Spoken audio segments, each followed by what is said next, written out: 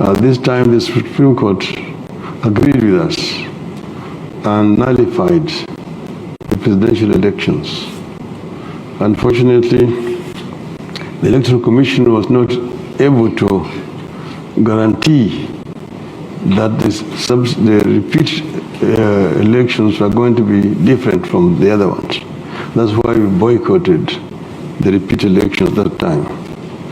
We are hoping that this will not happen this time around, but we are, of course, monitoring the Electoral Commission, and we have actually pointed out each areas of our concern that we want them to address to ensure that the process is free and fair. And we have actually said that if this is free and fair, and we win or we lose fairly, we will accept the result either way, so long as it's free and fair. Then Moses is talking about that the handshake basically destroyed the opposition. I just want it to be understood properly that the handshake came as a result of the crisis that was in the country at that time.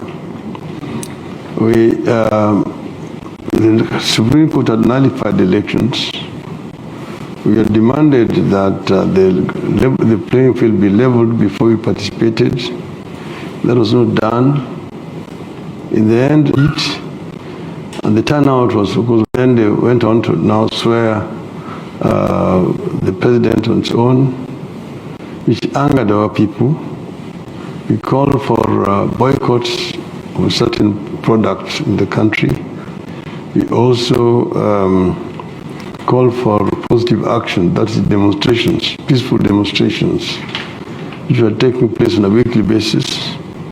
This, of course, was causing clashes between our supporters and the police, and a lot of lives were being lost. There was a time when we went to a place called Ligindogo with 38 coffins of victims of bullet shots by the police. At that time, we went to the mortuary and we got 27 corpses. Again, victims of the police brutality. Quite a number of our people are in hospitals, in different hospitals in the country, with bullet wounds. So it was causing a lot of losses of lives, pain, and also to the economy, because the demonstrations were basically disrupting the business. Now some of our people have said, we basically declare our sovereignty and run our affairs.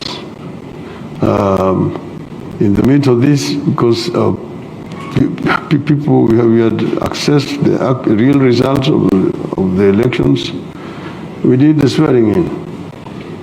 And so now you are the president and the people's president.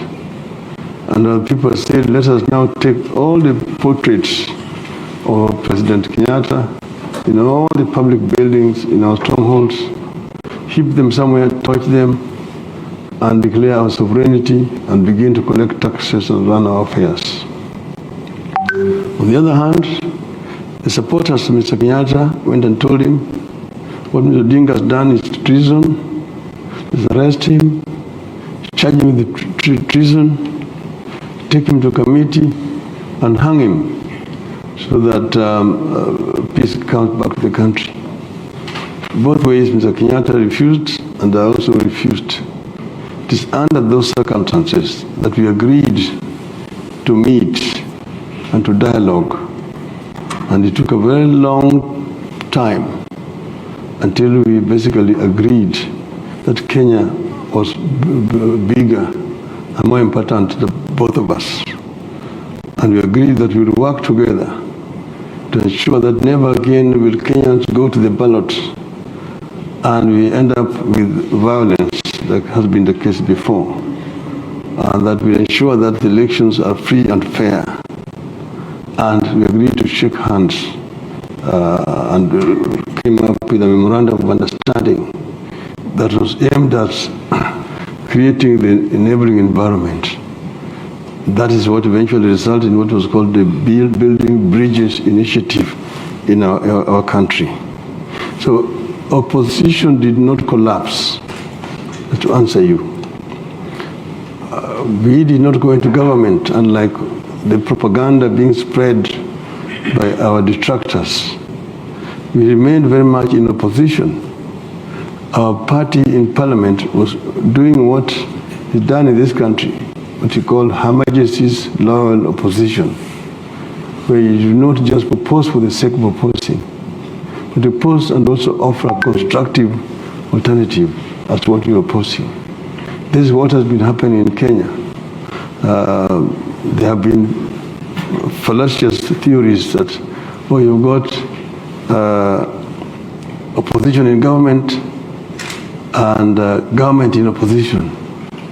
Nothing could be further from the truth, because that so-called government in opposition is living in officialdom. The deputy president, when he came to this country and the United States, he spent over 1 million US dollars in taxpayers' money to bring that entourage out here. He's traveling with government security. Everything is done for him officially. I have to pay my airfare to come here. And with all the people you see who have come here, none of them has been paid for by the government. Unlike him, he traveled with the official government, security, and so on and so forth. So it cannot be an opposition, a government in opposition. I don't know if that kind of term exists anywhere. Finally, Caroline, yes, maternal mortality. This is an issue of serious concern to us.